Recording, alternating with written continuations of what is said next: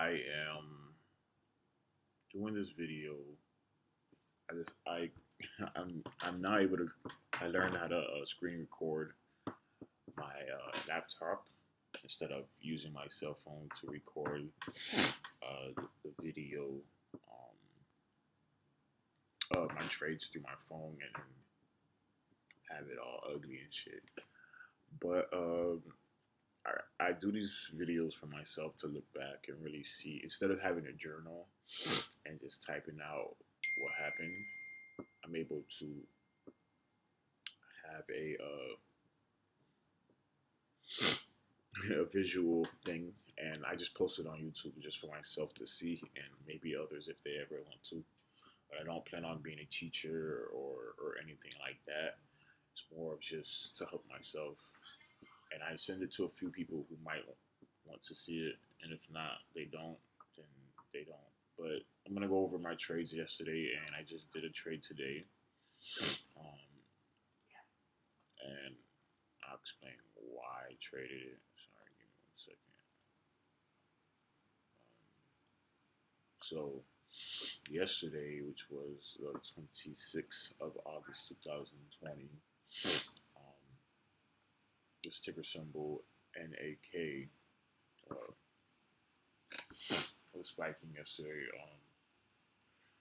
And here on the 1 minute chart, uh, on the 1 minute chart, it's pretty much spiked and uh, started fading. Um, I don't remember how I traded it. I don't remember if I lost or not. I know I got I had to cover.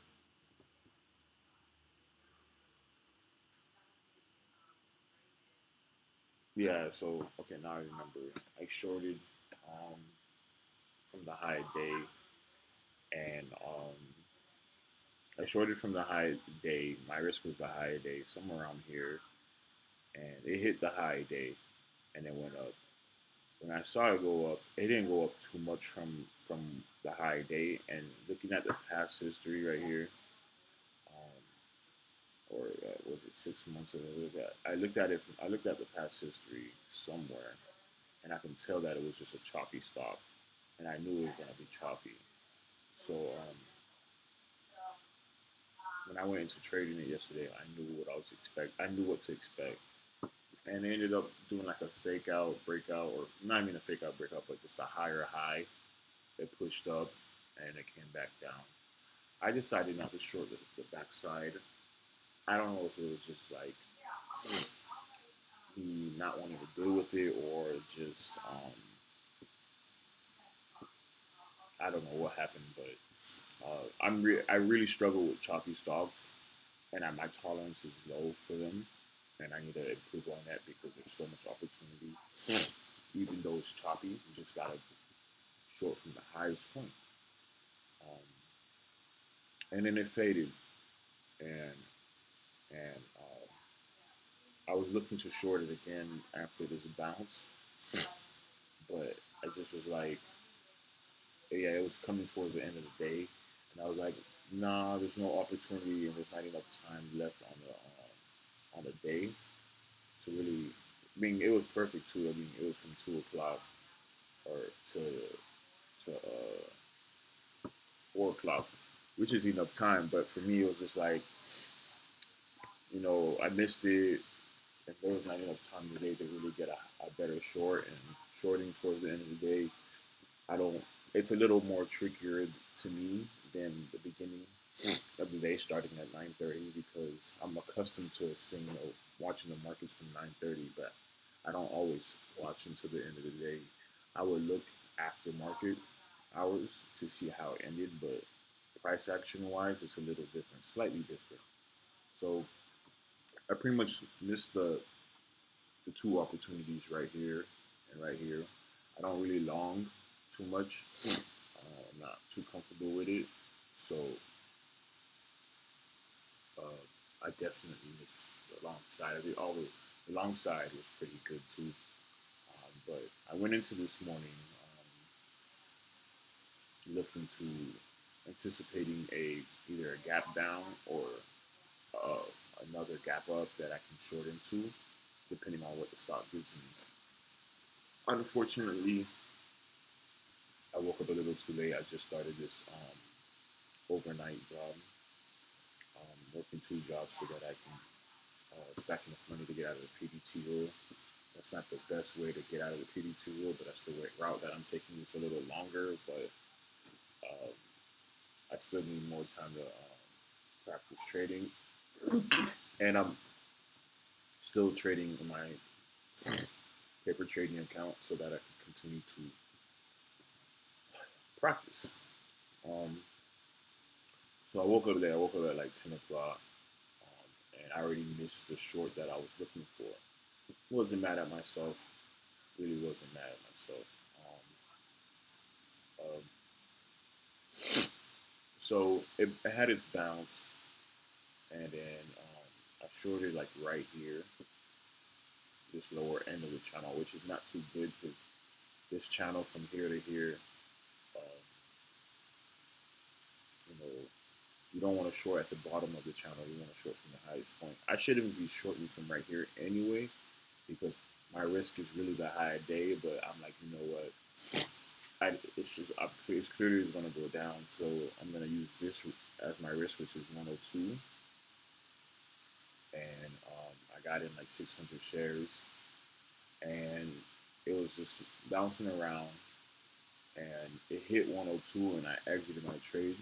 But that wasn't really the correct way to exit. It was really 103 because if you see right here, it never got past 102. 102, 102, 102 high day right here in this top corner, the high day or the high of the candlestick. And I exited the trade and I missed out on opportunities. And that's really all on me for not trading properly.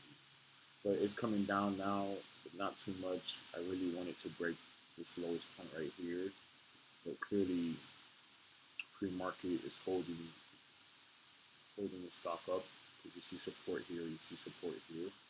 So it might not come all the way down. You know, it might just bounce up and keep going. It's a choppy stock, so the best way, from what I've learned and what I experienced myself, if you're shorting a choppy stock, you need to short from the highest point of the channel. Any stock you're shorting, you need to short from the highest point. So it's like my tolerance is really low with choppy stocks, but doesn't mean I can't take a stab at it. But, that was really the stock that I watched yesterday and I'm watching today.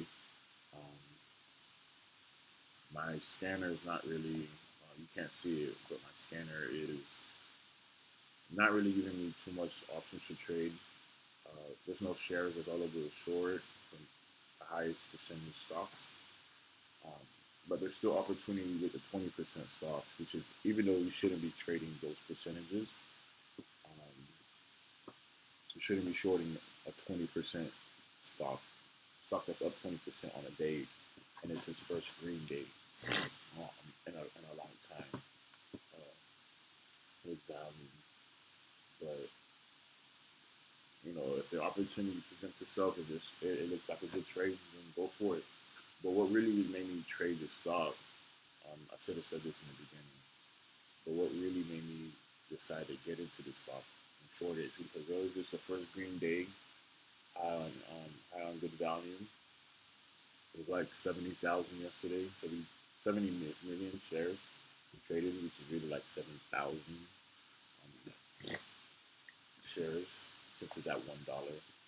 But I saw my opportunity. I saw my short into spikes strategy,